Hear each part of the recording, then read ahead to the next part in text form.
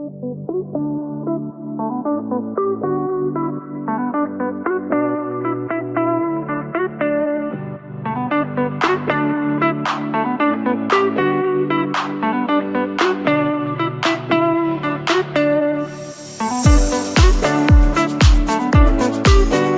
le bendiga, amada iglesia.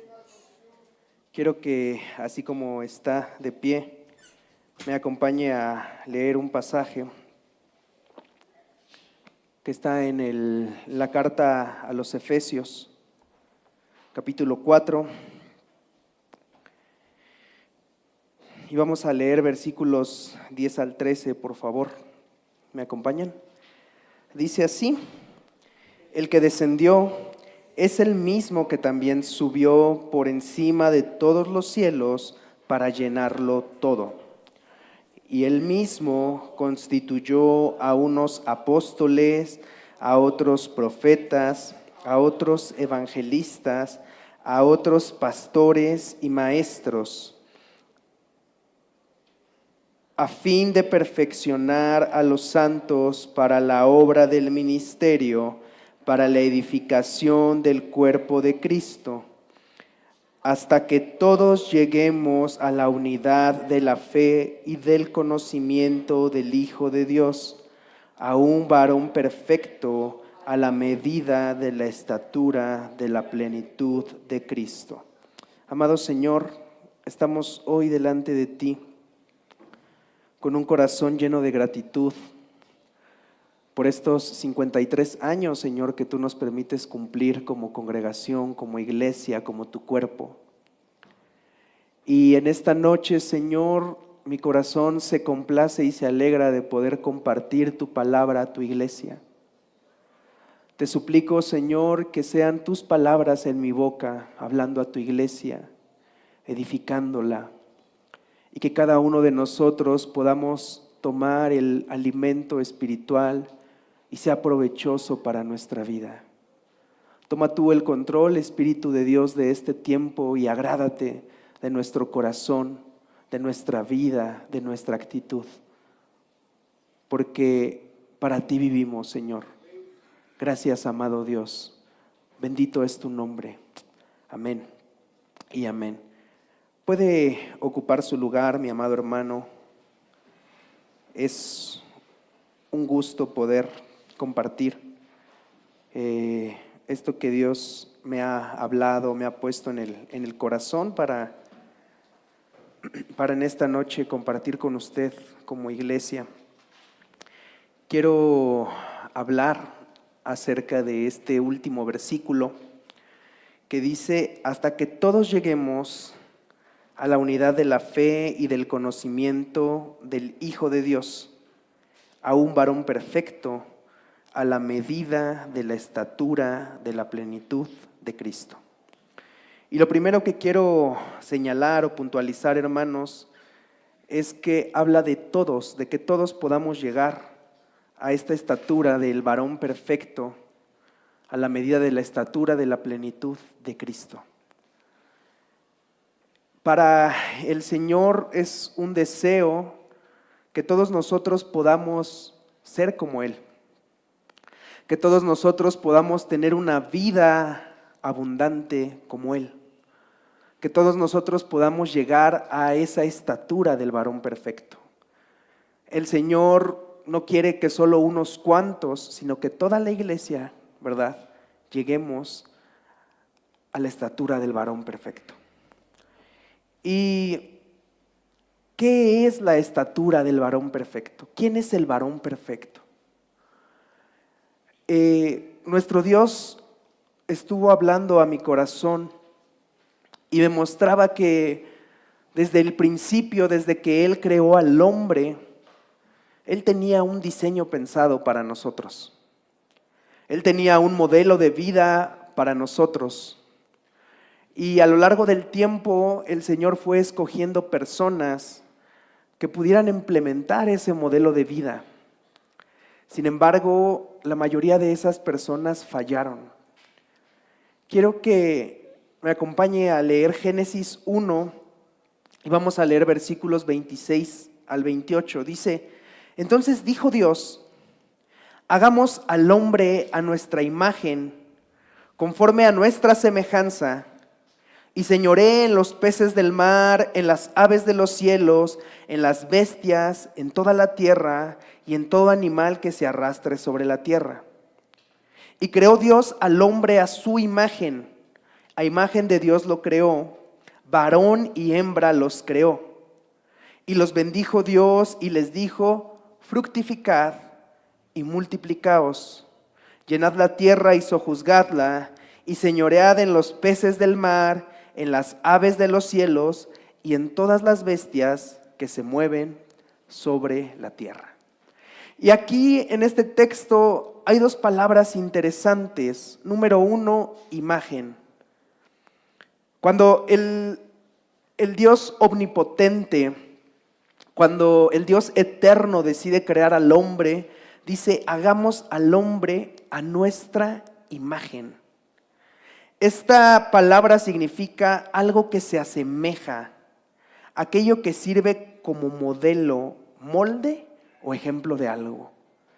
Entonces, nosotros tenemos que intentar llegar a la imagen de Dios. Él es el molde, Él es el modelo. El Señor es lo que estaba planeando. Alguien que sea a nuestra imagen. Alguien que sepa seguir nuestro ejemplo, nuestro molde. Eso es lo que Dios dijo. Y después dice: conforme a nuestra semejanza. Y esta palabra semejanza se refiere a el borrador que ocupaba un constructor. Él había hecho un boceto, el constructor o el arquitecto, ¿verdad? Tenía planos hechos y él sabía exactamente cómo debía de quedar esa obra. Significa un boceto, una representación gráfica para construir. La imagen, la forma, o sea, algo que es visto. Entonces el Señor tenía desde la eternidad destinado la manera en que quería crear al hombre. Él tenía el boceto hecho, Él ya había destinado cómo iba a ser el hombre. Y el Señor forma al hombre, usted sabe, del polvo de la tierra, sopla el aliento de vida y ese hombre es un ser viviente. Pero ¿qué pasa, hermano? El Señor nos cuenta Génesis que planta un huerto, ¿verdad? Que le llama Edén, y ahí pone al hombre para administrar ese huerto, para estar ahí. Y de pronto el Señor se da cuenta y dice: no es bueno que el hombre esté solo, voy a crearle una ayuda idónea. Y nosotros sabemos la historia, ¿verdad? El Señor forma a Eva del costado de Adán y se crea a la mujer, y el Señor los bendice y ahora son una sola carne. Y yo no sé, porque la Biblia no nos lo cuenta, no creo que hayan sido 2, 3 días los que Adán y Eva estuvieron en el huerto, porque parece ser que fue un corto tiempo, ¿verdad? A nuestra manera rápida de leer, pensamos que una semana duraron, pero no sé cuánto tiempo habrán estado ellos en el huerto. Ellos conocían a Dios, el Señor se paseaba ahí y ellos convivían con Él. Tenían la capacidad de escucharlo, tenían la capacidad de hablarle, tenían la capacidad de comunicarse con Él. Y aunque a lo mejor el Señor no estaba en una forma corpórea, ellos sabían identificar a Dios. Pero un día, ¿verdad? Esa serpiente viene y con astucia engaña a la mujer. Y la mujer, a su vez, da de comer al hombre. Y entonces nos dice la palabra de Dios que cuando ellos comieron, se dieron cuenta que estaban desnudos, porque ellos estaban recubiertos de una gloria de Dios. A pesar de que físicamente estaban desnudos, ellos estaban cubiertos de una gloria especial que el Señor les había puesto. Y cuando ellos pecan, esa gloria se va. Y se dan cuenta y se avergüenzan y se tapan. Y el primer prototipo que el Señor había diseñado para la humanidad falla. Así como usted y como yo fallamos, falló ese prototipo. Fíjense, la ley que el Señor les había puesto para la convivencia sana era: de todo árbol puedes comer, menos de este. Y a ellos se les hizo fácil quebrantar esa ley. A ellos se les hizo fácil pasar por alto el mandato que Dios le dio, y el primer prototipo o el primer hombre que el Señor diseñó falló. No pudo resistir el respetar una sola ley, y el hombre falló. Y a lo largo de la historia nosotros miramos hombres que el Señor fue seleccionando para poner el modelo de vida que Él quería en ellos. Hombres, por ejemplo, como Salomón. Un hombre que el Señor lo puso como figura de Él porque iba a ser un rey de paz. Iba a ser un rey que mostrara la gloria de Israel. Iba a ser un rey sabio, entendido. Y la palabra de Dios nos deja mirar que Salomón comienza bien su ministerio, comienza bien su carrera como rey, amando a Dios. Dice así Crónicas 3. Primero de Crónicas 3, amando a Dios y andando en los caminos de David su padre. Pero poco duró el gusto. Este hombre, como él mismo cuenta en Eclesiastés, se dio a la tarea de indagar, de investigar, de hacer todo tipo de cosas. Se dio el lujo de poder, ¿verdad?, hacer lo que viniera a su mano, porque tenía esa posibilidad, porque era un hombre sabio. Y la palabra de Dios también nos dice que él amó a la hija de Faraón, y no solo amó a la hija de Faraón, amó a las moabitas, amó a las extranjeras, amó a aquellas personas e hizo alianza con aquellas personas que el Señor no quería. Y esas mujeres desviaron su corazón. Y ese modelo falló. Como muchos que nosotros miramos en la palabra de Dios, hubo gente que fue figura de Cristo, pero aún así fallaron. Hombres como David, hombres que manifestaron el corazón de Dios, pero también fallaron, también tuvieron errores y no cumplieron con el prototipo que el Señor había diseñado. Hasta que llegamos al Nuevo Testamento, ¿verdad? Y vemos a un hombre de la calidad de Juan. Juan el Bautista, este mensajero precioso, este hombre que fue lleno del Espíritu Santo desde el vientre de su madre. Y nosotros miramos ese ministerio que Juan tuvo, pero Juan también falló. Porque hubo 3 días importantes en la vida de Juan. El primero, cuando fue llamado al desierto. Él bautizaba en el desierto, él predicaba el mensaje y decía: arrepiéntanse porque el reino de Dios se acerca.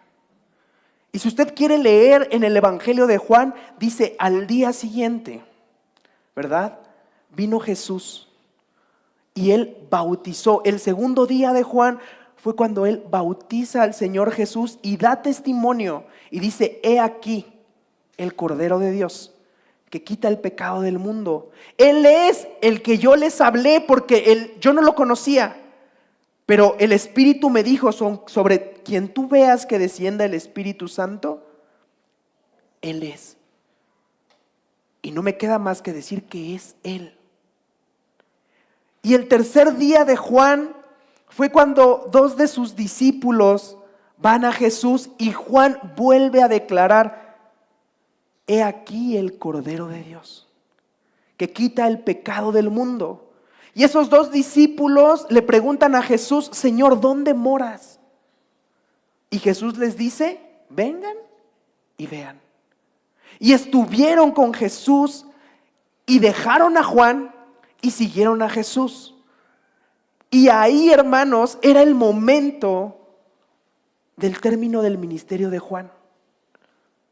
Él debió haber seguido a Jesús, no continuar haciendo discípulos, no continuar predicando. Y sabe que ninguna predicación después de ese momento de Juan es registrada en la Biblia, porque no es de interés. Porque no tocaba, porque no tenía que seguir bautizando, no tenía que seguir haciendo discípulos. Ya había llegado el Mesías. No tenía por qué ir a la casa de Herodes y confrontarlo, porque él fue llamado al desierto, él fue llamado a las ovejas perdidas de Israel, y Herodes no pertenecía a Israel. Y Juan también falló. Y estoy seguro que él no debía morir de la forma en que murió. Él no debía ser decapitado, él debía tener otra muerte, él debió haber seguido a Jesús. Yo no afirmo y no aseguro que él debió haber estado entre los 12 discípulos, pero a lo mejor él debió haber sido como una de estas personas que estuvo todo su ministerio con él. Finalmente Juan es encarcelado y es asesinado. Y ese prototipo de hombre que iba tan bien, también falló. Pero yo quiero hablarles hoy de un ejemplo que es claro. Y quiero que me acompañen a leer en el capítulo 13 de los Jueces esta historia de este hombre que el Señor escogió como un prototipo, que escogió como una persona que tenía que manifestar la vida de Dios. Tenía que llegar a ser un varón perfecto, a la estatura y a la medida de Cristo. Dice así: los hijos de Israel volvieron a hacer lo malo ante los ojos de Jehová. Y Jehová los entregó en mano de los filisteos por 40 años. Y había un hombre de Sora, de la tribu de Dan, el cual se llamaba Manoa, y su mujer era estéril y nunca había tenido hijos. A esta mujer apareció el ángel de Jehová y le dijo: he aquí tú eres estéril y nunca has tenido hijos, pero concebirás y darás a luz un hijo. Ahora pues no bebas vino ni sidra, ni comas cosa inmunda, pues he aquí que concebirás y darás a luz un hijo, y navaja no pasará sobre su cabeza, porque el niño será nazareo a Dios desde su nacimiento, y él comenzará a salvar a Israel de mano de los filisteos.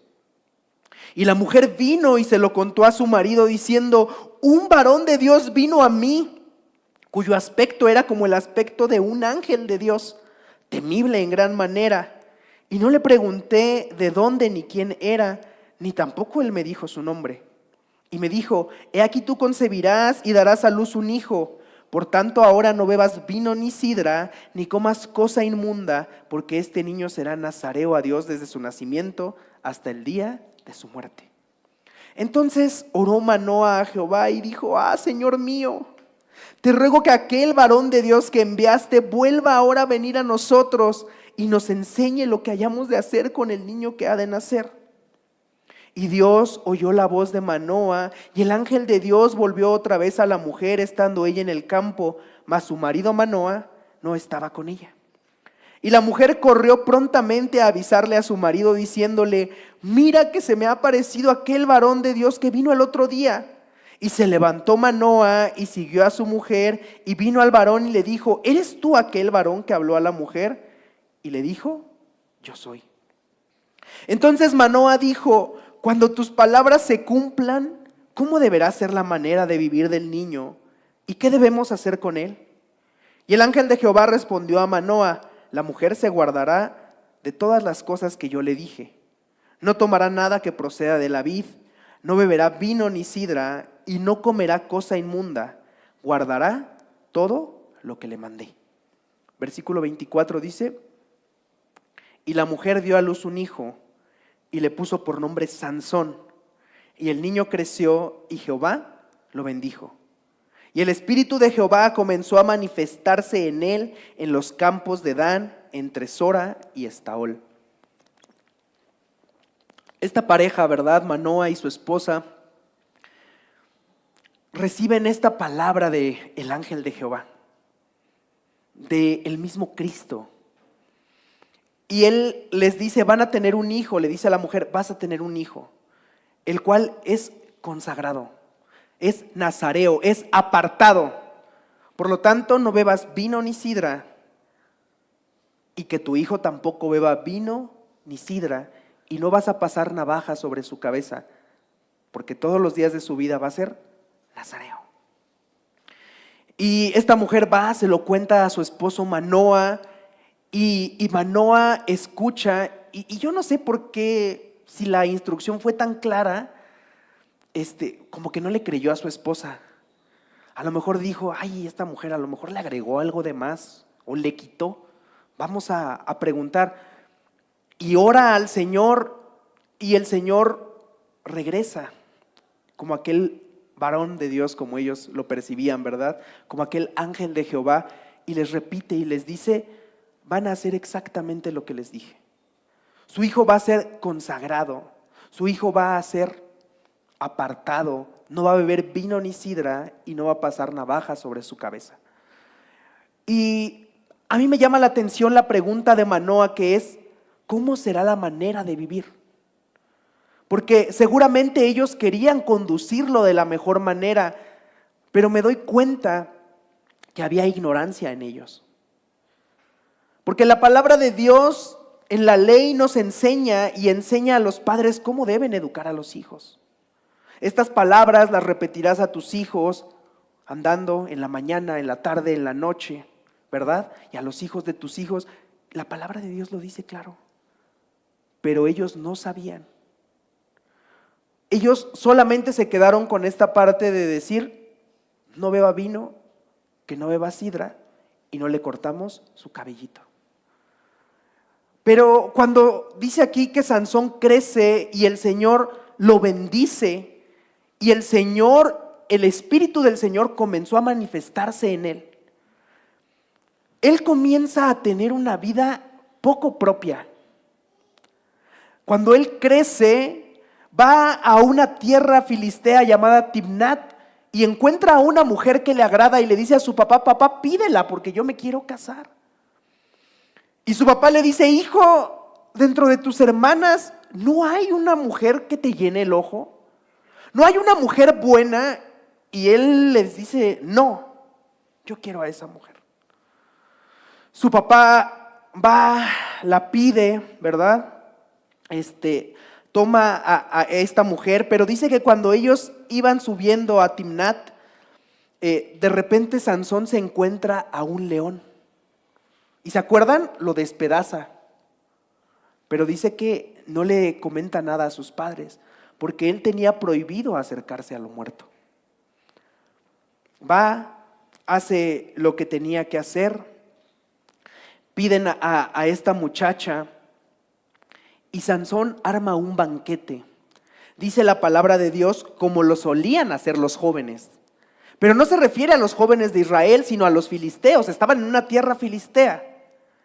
Y como ellos solían hacer su banquete, era en el templo de Dagón, con vino, con mujeres y con un desenfreno total. Entonces, Sansón estaba relacionándose con aquellas personas a las que el Señor le había mandado a destruir. Y no solo eso, se estaba contaminando en el templo de Dagón y estaba violando el pacto, porque estaba bebiendo, estaba emborrachándose, estaba tomando. Y sus papás no hacían nada. Dentro del banquete, ¿verdad? Se le ocurre hacer un enigma y les dice a los filisteos, voy a ponerles ahora un enigma y si yo les gano, ustedes me tienen que dar 30 vestidos. Pero si ustedes me ganan, yo se los voy a dar a ustedes. Y les da el enigma y estas personas no pueden resolverlo.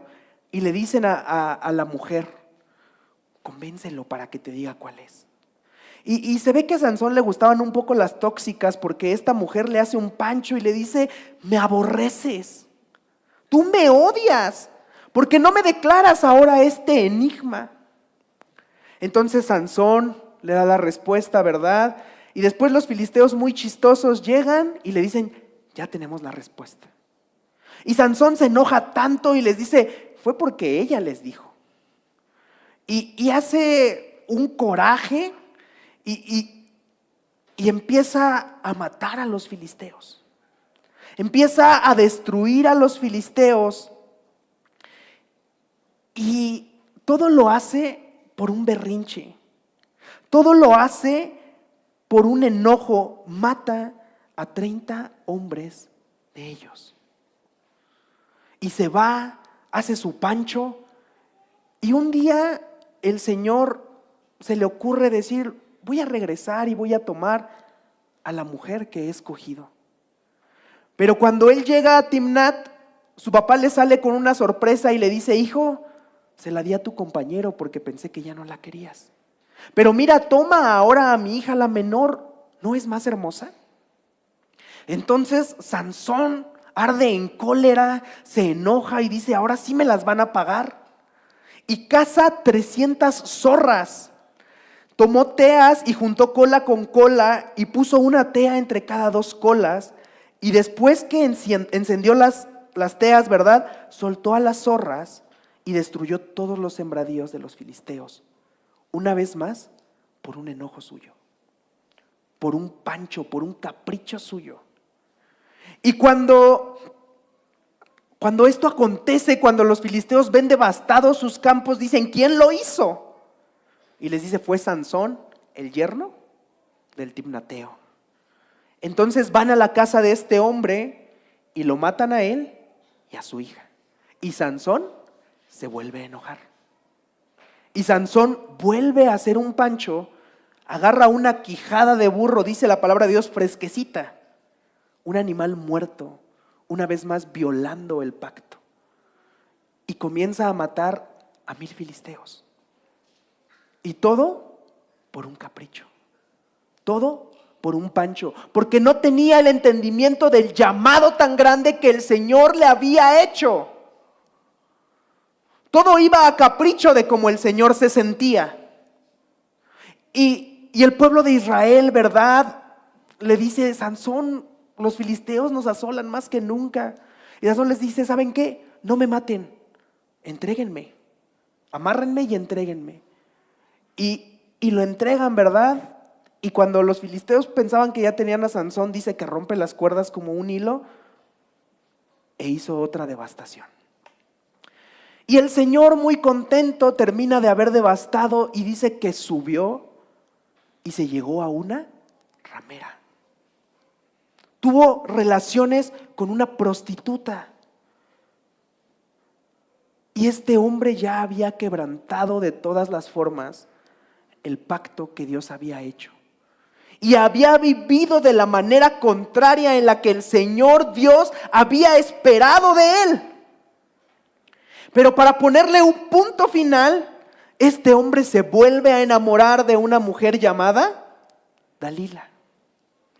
Y los filisteos ocupan a esta mujer y les dice, persuade lo que te diga, ¿cuál es el secreto de su fuerza? ¿Qué es lo que pasa con él? ¿Por qué es tan poderoso? ¿Por qué es tan fuerte? Y Dalila lo hace, ¿verdad? Y comienza a decirle, Sansón, ¿cuál es el secreto de tu fuerza? Y Sansón le engaña 3 veces. Y le dice, mira, haz esto y voy a debilitarme. Y lo hace. Y Sansón, ¿verdad? Se para y dice, voy a salir contra los filisteos. Y pum, mata a los filisteos. Así 3 veces. Hasta que dice la palabra de Dios que Sansón le abrió el corazón y le dice, mira, lo que pasa es que yo tengo un voto. Y yo no me puedo cortar el cabello. Si yo me corto el cabello, perderé toda mi fuerza. ¿Se dan cuenta a qué redujo Sansón el voto? A tener su cabello largo. A lo mejor a cuidarse su cabello. Se compraba a lo mejor su cremita, su acondicionador y lo tenía hermoso. Porque para él, eso era el pacto. Y ustedes saben la historia. Este hombre es atrapado por los filisteos y durante 3 años este hombre estuvo en el templo de Dagón siendo escarnio, siendo burla de los filisteos, sin ojos, pelón. Pero claro que a lo largo de esos 3 años el cabello le volvió a crecer. pero no volvió la fuerza. Pero fíjese cómo termina esta historia. Vamos a leer ahí Jueces 16. Toda esta historia yo ya se la resumí. Si usted quiere leerlo, lea desde el 13 hasta el 16 de Jueces. Es una historia muy interesante. Dice: entonces clamó Sansón a Jehová y dijo: Señor Jehová, acuérdate ahora de mí. Fortaléceme, te ruego solamente esta vez, oh Dios, para que de una vez tome venganza de los filisteos por mis 2 ojos. Asió luego Sansón las 2 columnas de en medio, sobre las que descansaba la casa, y echó todo su peso sobre ellas, su mano derecha sobre una y su mano izquierda sobre otra, y dijo Sansón: muera yo con los filisteos. Entonces se inclinó con toda su fuerza, y cayó la casa sobre los principales y sobre todo el pueblo que estaba en ella. Y los que mató al morir fueron mucho más que los que había matado durante toda su vida. Pero me regresa por favor al versículo 28. Vea el clamor. Le dice: para que tome venganza por mis 2 ojos. Una vez más, un capricho del corazón. No le dijo: Señor, perdóname por haber empuercado mi vida. No le dijo: Señor, perdóname por haber despreciado tu palabra. Le dijo: quiero tomar venganza. Un corazón necio, un corazón terco. Pero ahora fíjense lo que la palabra de Dios nos habla de estos hombres. Vamos a Números. Dice: habló Jehová a Moisés diciendo: habla a los hijos de Israel y diles: el hombre o la mujer que se aparte haciendo voto nazareo para dedicarse a Jehová, se abstendrá de vino y de sidra. No beberá vinagre de vino, ni vinagre de sidra, ni beberá ningún licor de uvas, ni tampoco comerá uvas frescas ni secas. Todo el tiempo de su nazareato, de todo lo que se hace de la vid, desde los granillos hasta el ollejo, no comerá. Todo el tiempo del voto de su nazareato no pasará navaja sobre su cabeza, hasta que sean cumplidos los días de su apartamiento a Jehová. Será santo, dejará crecer su cabello. Todo el tiempo que se aparte para Jehová, no se acercará a persona muerta, ni aun por su padre, ni por su madre, ni por su hermano, ni por su hermana. Podrá contaminarse cuando mueran, porque la consagración de su Dios tiene sobre su cabeza. Todo el tiempo de su nazareato será santo para Jehová. Pero fíjese el versículo 9: si alguno muriere súbitamente junto a él, su cabeza consagrada será contaminada. Por tanto, el día de su purificación raerá su cabeza, al 7º día la raerá. Y al día 8º traerá 2 tórtolas y 2 palominos al sacerdote a la puerta del tabernáculo de reunión, y el sacerdote ofrecerá el uno en expiación y el otro en holocausto, y hará expiación de lo que pecó a causa de lo muerto, y santificará su cabeza en aquel día. Y consagrará para Jehová los días de su nazareato, y traerá un cordero de 1 año en expiación por la culpa. Y los días primeros, ¿qué? Serán anulados, por cuanto fue contaminado su nazareato. Dios me hablaba y me decía que el ministerio de este hombre literalmente era matar. O sea que más de una vez iba a morir gente súbitamente junto a él. ¿Y qué tenía que pasar? Tenía que ir de constante al tabernáculo, rapar su cabeza, estar 7 días en la presencia de Dios. Si él hubiera hecho eso, su corazón hubiera estado calibrado en Dios. Imagínense cuántas veces tendría él que rapar, ofrecer holocausto, ir a la presencia de Dios, purificarse y estar 7 días en constante comunión con Dios. Por eso el secreto de su fuerza no era el cabello, porque él no iba a traer cabello mucho tiempo. Por eso él iba a ser nazareo todos los días de su vida, porque al cortar, los días anteriores eran anulados y comenzaba de nuevo. Por eso el Señor lo seleccionó de esa manera. Por eso el Señor lo apartó de esa manera. Pero sus padres no supieron guiarlo, no supieron mostrarle la ley. Y este hombre vivió como a él le dio la gana. Este hombre hizo de su vida lo que él quiso. Finalmente, la palabra de Dios nos sigue diciendo ahí hasta el versículo 21 de Números, que cuando ese voto terminara, él tenía que raparse, ofrecer su cabello, ofrecer una ofrenda que iba a ser mecida delante de Dios como ofrenda grata. Y así debió terminar su vida. Muerto, como una ofrenda, como un holocausto, pero no siendo la burla y el oprobio de la gente. Pero no sin ojos, no sin visión, porque fue como se quedó él, sin visión. Y una vez más, ese modelo que el Señor había escogido, que el Señor había seleccionado, que el Señor había apartado, fracasó. Pero ese modelo, hermano, del nazareato era un modelo, una figura de lo que el Señor quiere de nosotros. Una constante purificación al decir: Señor, me he contaminado, voy a tu presencia. Voy y te ofrezco sacrificios para pedirte perdón, y te ofrezco holocaustos para adorarte, y estoy en tu presencia y me limpio. Eso es lo que Dios quiere de nosotros. Eso es lo que Dios desea de nosotros. Esa es la manera en que nosotros tenemos que vivir. A lo mejor no con una cabellera, ¿verdad?, tan preciosa como la mía o como la de Sansón, pero sí un constante ir a su presencia. Pero este hombre, por no conocer las Escrituras, por no amar a Dios, nunca hizo lo que tenía que hacer y despreció a Dios. Y seguramente este mensaje ya los desanimó bastante, ¿verdad? Porque ya vimos a varios ejemplos. ¿Y qué nos queda? Pues nos queda el único modelo exitoso, pero que además es replicable: nuestro Señor Jesús. Él es ese boceto que el Padre desde la eternidad había trazado y dijo: así quiero que hagamos al hombre. Fíjese lo que dice 1 Corintios 15:45. Así también está escrito: fue hecho el primer hombre Adán, alma viviente; el postrer Adán, espíritu vivificante.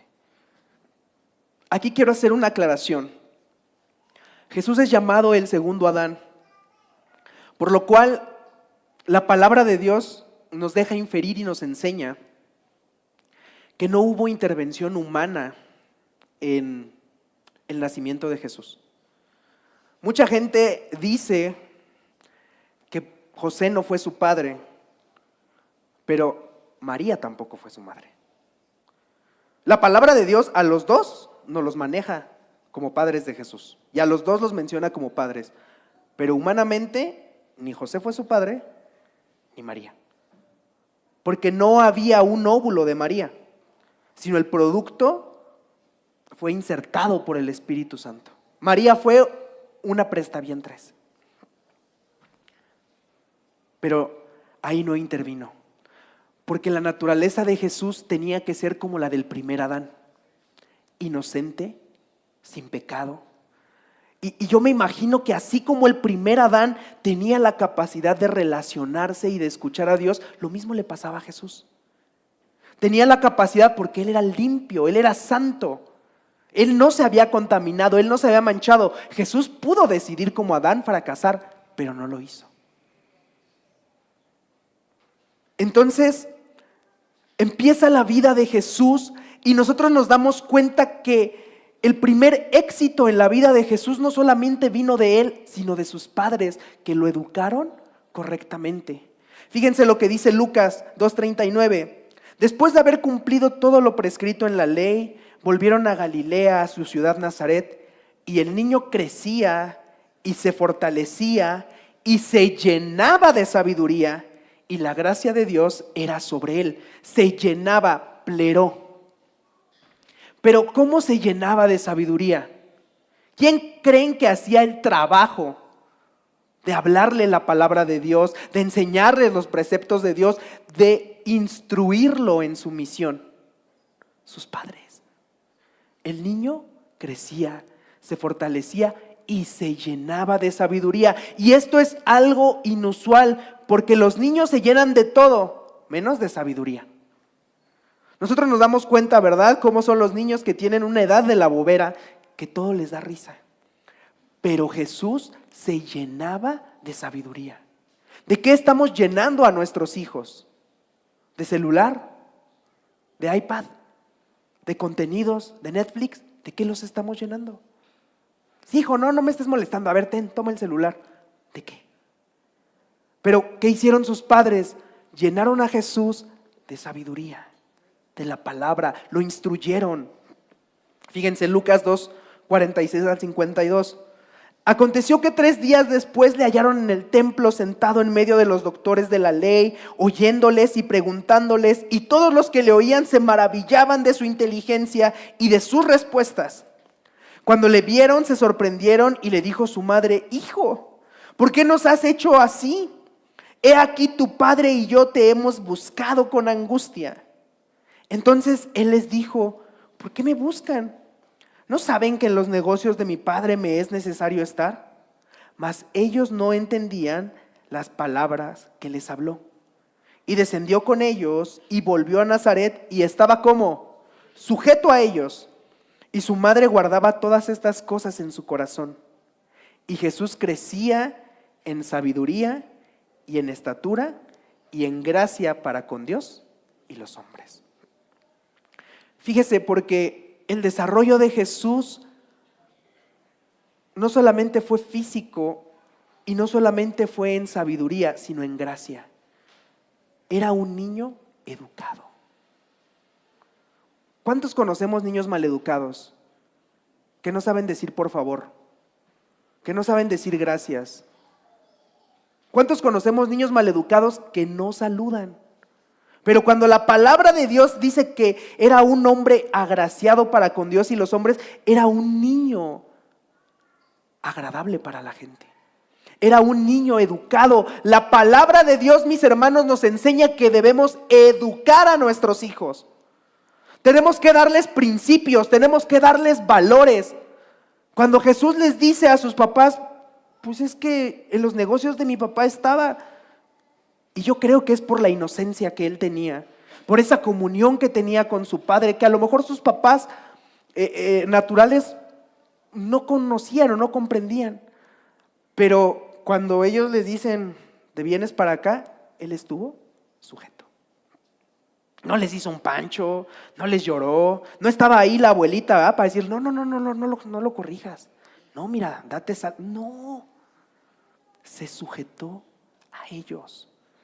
Pero fíjense qué labor tan esencial la de los padres para que lleguemos a la estatura del varón perfecto. ¿Cuántos quieren que sus hijos fracasen? Edúquenlos. Llénenlos de sabiduría, no de contenido, no de series, no que se sepan todos los elementos de la tabla periódica, no. Llévenlos en la palabra de Dios. Llénenlos de sabiduría.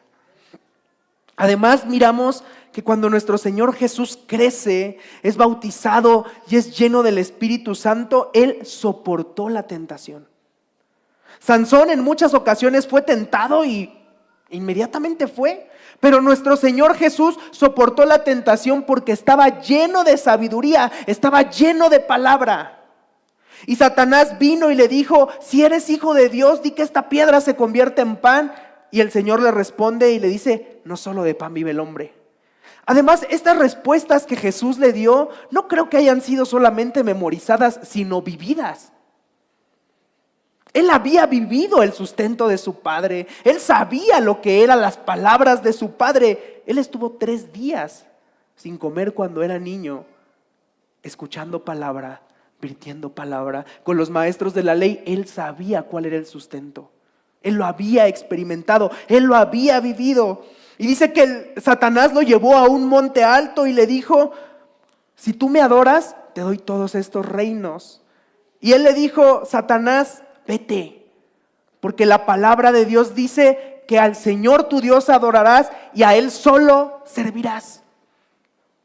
Y Satanás dice, bueno, ya sé cómo vas a caer, vente para acá. Lo llevó al pináculo del templo y le dijo, aviéntate, porque dice la palabra de Dios, que a sus ángeles enviará alrededor de ti para que tu pie no tropiece en piedra. Y Jesús le dice, escrito está, Satanás, no tentarás al Señor tu Dios. Porque estaba lleno de sabiduría, porque estaba lleno de la palabra de Dios, soportó la tentación, soportó la prueba. Y déjenme decirle, hermanos, ustedes piensan o pensamos más bien, que la tentación de Jesús fue este día, pero la tentación de Jesús fue todo su ministerio. Todo su ministerio estuvo tentado a contestarle de una mala manera a los fariseos, estuvo tentado a hacer algo en contra de ellos, todo el ministerio. Sin embargo, soportó la tentación porque estaba lleno del conocimiento de la palabra de Dios, porque estaba lleno de Dios. Pero además, en contraste con con Sansón, nuestro Señor Jesús tenía claro su llamado. Fíjese lo que dice Lucas. Vino a Nazaret, donde se había criado, y en el día de reposo entró en la sinagoga conforme a su costumbre, y se levantó a leer. Y se le dio el libro del profeta Isaías, y habiendo abierto el libro, halló el lugar donde estaba escrito: el Espíritu del Señor está sobre mí, por cuanto me ha ungido para dar buenas nuevas a los pobres. Me ha enviado a sanar a los quebrantados de corazón, a pregonar libertad a los cautivos y vista a los ciegos, a poner en libertad a los oprimidos, a predicar el año agradable del Señor. Y enrollando el libro, le dio al ministro y se sentó, y los ojos de todos en la sinagoga estaban fijos en él. Y comenzó a decirles: hoy se ha cumplido esta escritura delante de ustedes. Y todos daban buen testimonio de él y estaban maravillados de las palabras de gracia que salían de su boca, y decían: ¿no es este el hijo de José? Él estaba consciente de el llamado que tenía. Sansón pensaba, ¿verdad?, que su llamado era a romper bocas, a matar gente y a disfrutar. No. Jesús tenía claro cuál era su misión. El Señor me ha ungido para dar vista a los ciegos, para dar libertad a los cautivos, para predicar el año agradable del Señor. Y les dice: hoy se ha cumplido, hoy empieza esta escritura delante de ustedes. Y fíjense, Lucas 5:17 dice: aconteció un día que él estaba enseñando y estaban sentados los fariseos y los doctores de la ley, los cuales habían venido de todas las aldeas de Galilea y de Judea y de Jerusalén, y el poder del Señor estaba con él para sanar. De la misma manera que el Espíritu de Dios se empezó a manifestar en Sansón, también en Jesús. Pero él era santo. Además, nuestro Señor Jesús amaba la casa de Dios. Ustedes recuerdan, ¿verdad?, cuando entra y ve a los cambistas y vuelca las mesas enojado y dice: la casa de mi padre, casa de oración será llamada, y ustedes la han hecho cueva de ladrones. Pero ¿qué hizo Sansón? Él no amaba la casa de Dios, él amaba la casa de Dagón, porque ahí iba y hacía banquetes. Ahí iba y se emborrachaba. Y además, nuestro Señor Jesús fue un hombre empático, que amaba a la gente y que veía primero por ellos. Fíjense esta historia, Mateo 14. Dice: y fue traída su cabeza en un plato. Están hablando de la muerte de Juan el Bautista. Y dada a la muchacha, y ella la presentó a su madre. Entonces llegaron sus discípulos y tomaron el cuerpo y lo enterraron. Y fueron y dieron las nuevas a Jesús. Y oyéndolo Jesús, se apartó de allí en una barca a un lugar desierto y apartado. Y cuando la gente lo oyó, le siguió a pie desde las ciudades. Y saliendo Jesús, vio una gran multitud y tuvo compasión de ellos y sanó a los que de ellos estaban enfermos. Ahora, ¿por qué Jesús se apartó inmediatamente después de que le dieron la noticia de Juan? ¿Por qué cree? Estaba triste. Seguramente quería vivir su duelo, seguramente quería llorar, seguramente quería estar solo. Pero la gente lo siguió. Y dice la palabra de Dios que cuando él sale y ve a esa multitud, tuvo compasión de ellos. Hermanos, Jesús estaba triste seguramente. Jesús estaba dolido, pero atendió primero la necesidad de la gente, porque no se amaba más a sí mismo que como nos ama. Porque Él es empático, porque Él mira que hay gente que también tiene necesidad, que tiene dolor, que está sufriendo. Él nos ama y Él ve por nosotros. Siempre ha sido así, siempre ha visto primero por nosotros que por Él. Por eso entregó su vida. Dice Marcos 6:34, y salió Jesús y vio una gran multitud y tuvo compasión de ellos, porque eran como ovejas que no tenían pastor, y comenzó a enseñarles muchas cosas. Había gente desbalagada, gente que no tenía un rumbo, y se compadeció de ellos y les enseñó. Marcos 8 dice, en aquellos días había una gran multitud y no tenían qué comer. Jesús llamó a sus discípulos y les dijo, tengo compasión de la gente, porque ya hace 3 días que están conmigo y no tienen que comer.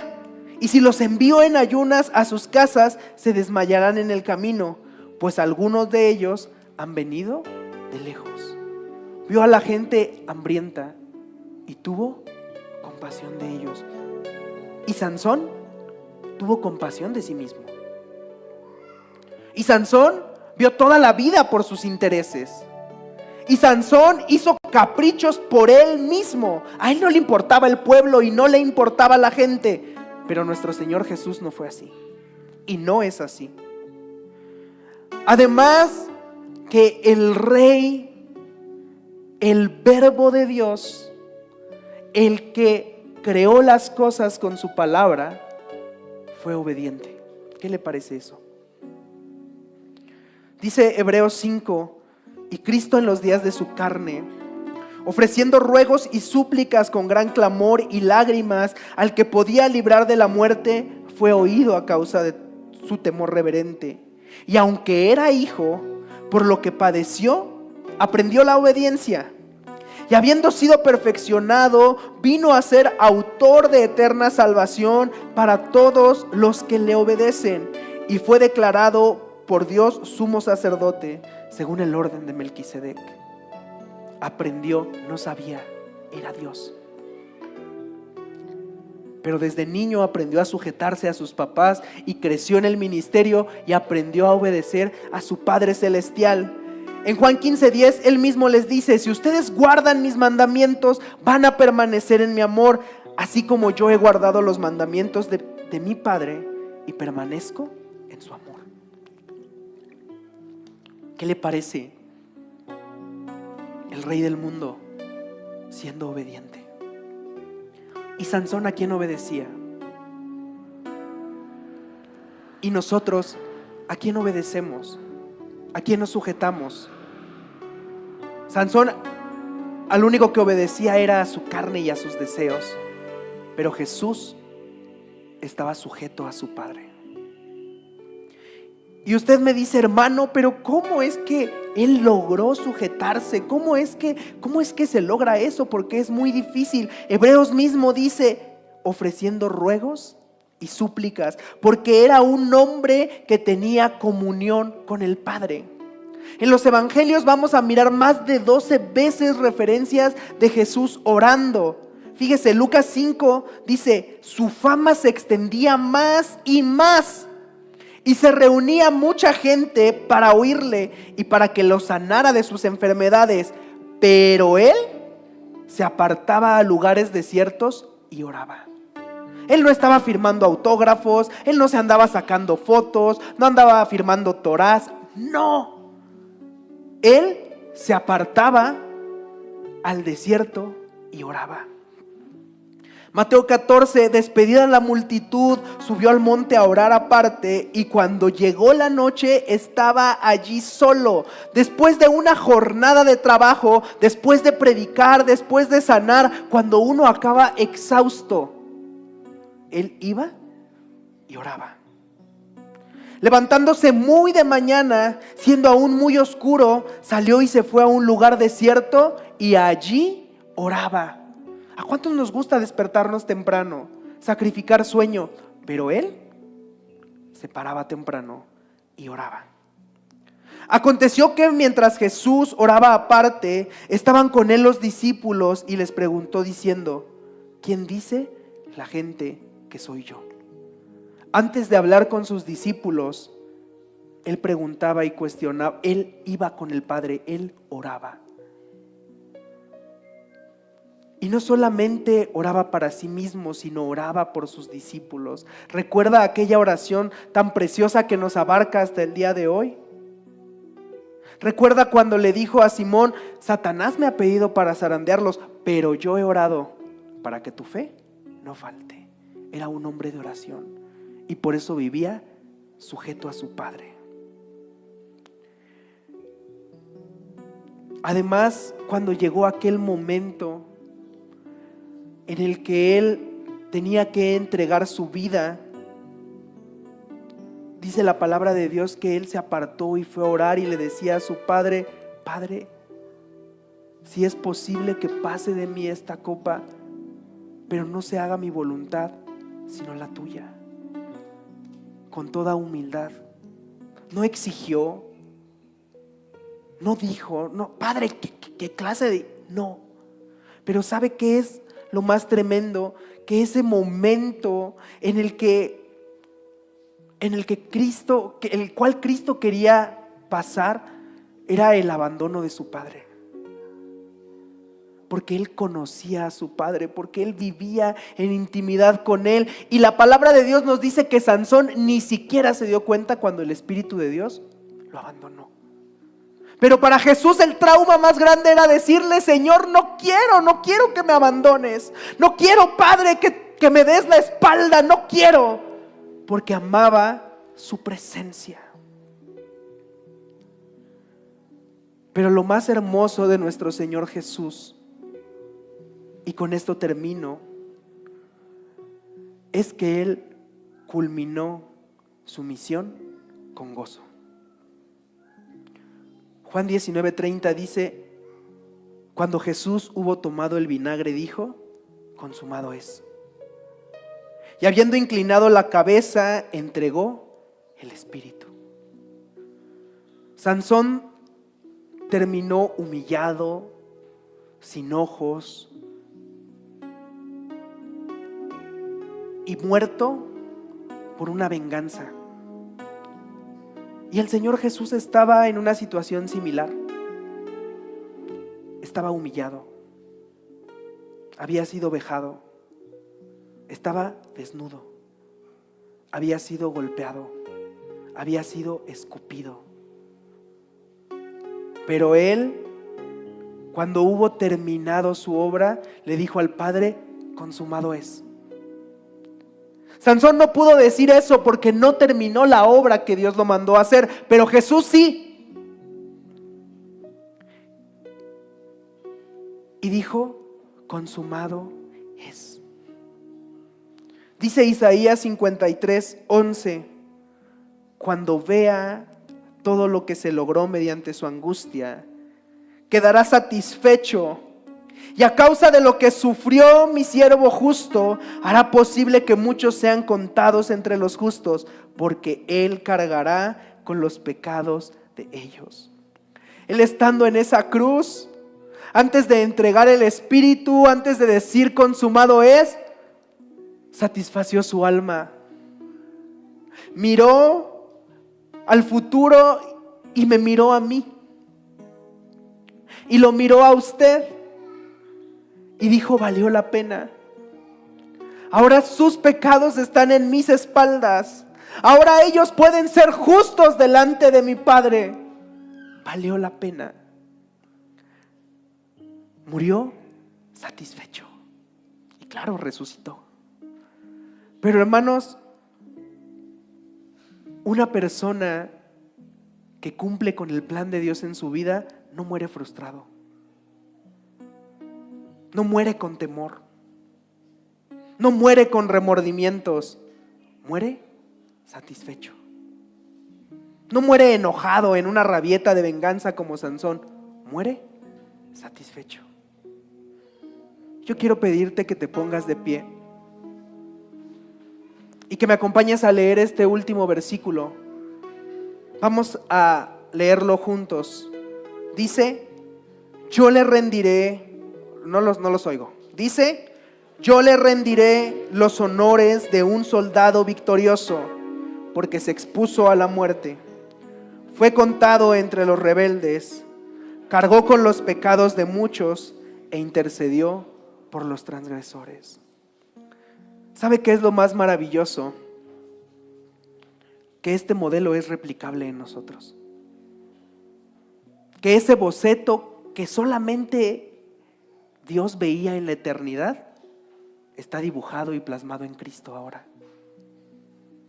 Y nosotros podemos ver y mirar en su palabra cómo tenemos que vivir, cómo tenemos que andar, cómo tenemos que caminar. Pero yo quiero pedirte que terminemos rindiéndole los honores de un soldado victorioso. Que si tú quieres hacerlo en tu lugar, lo hagas en tu lugar, o si quieres venir al altar, vengas y le adores y le digas a Él, gracias. Gracias por haber vencido. Gracias por haber vivido de esa manera. Gracias por haberme entregado la salvación. Tú y solo tú mereces la gloria, mereces la honra, mereces ser adorado. Pero gracias también, Señor Jesús, porque tú me dejas de manera clara una enseñanza de cómo vivir, de cómo poder llegar a la estatura de un varón perfecto, calcado en ti. Gracias, Señor. Yo te rindo adoración, porque qué maravilloso que durante 53 años, Señor, a ti te ha placido sostener a esta iglesia.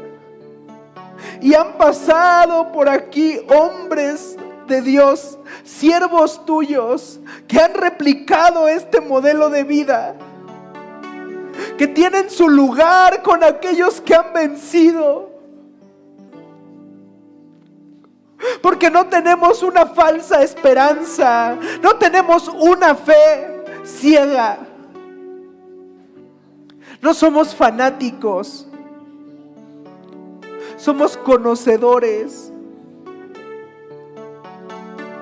de todo lo que hay en ti. Gracias. Gracias por tu sustento. Gracias por amar a tu iglesia. Gracias por romper, por quebrar nuestras estructuras. Gracias por darnos una visión clara. Gracias porque podemos adorarte en este día. Gracias porque podemos levantar nuestras manos, porque podemos vivir en alegría, no en enojo, no en ira, no en desesperación, en alegría y en paz delante de ti. Gracias.